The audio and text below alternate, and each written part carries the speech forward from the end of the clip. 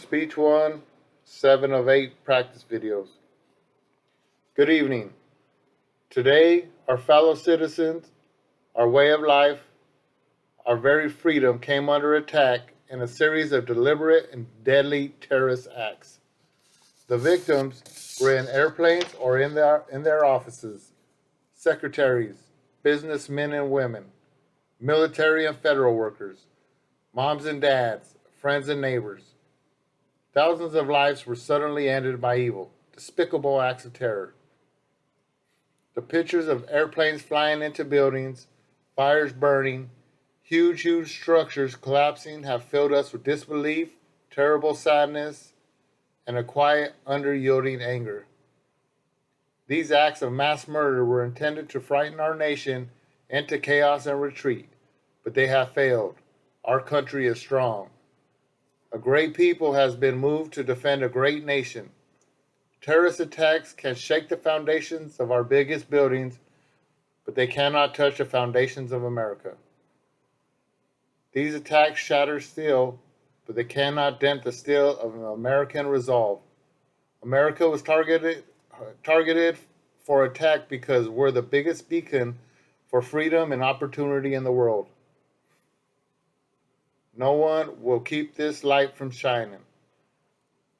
Today our nation saw evil, the very worst of human nature, and we responded with the best of America, with the daring of our rescue workers, with the caring for strangers and neighbors who came to give blood and help in any way they could.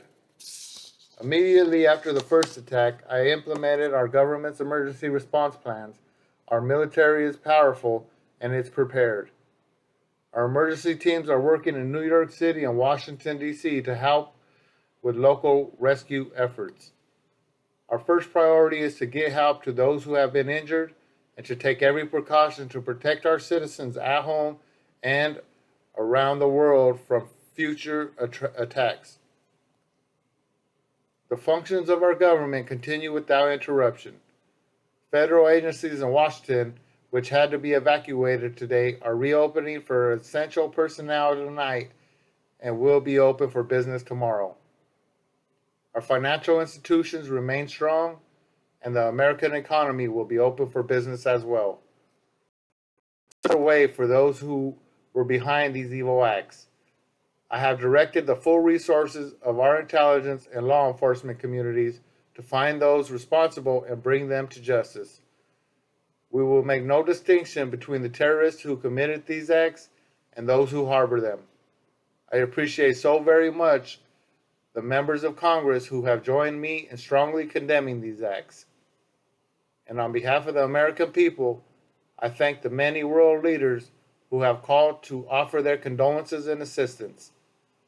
America and our friends and allies join with all those who want peace and security in the world, and we stand together to win the war against terrorism.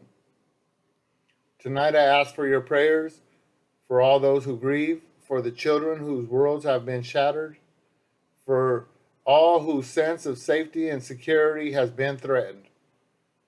And I pray they will be comforted by a power greater than any of us, spoken through the ages of Psalms 23.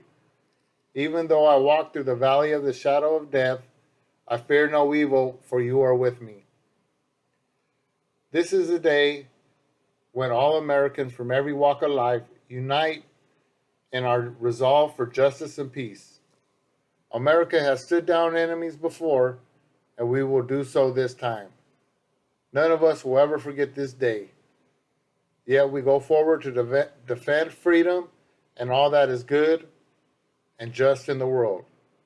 Thank you, good night, and God bless America.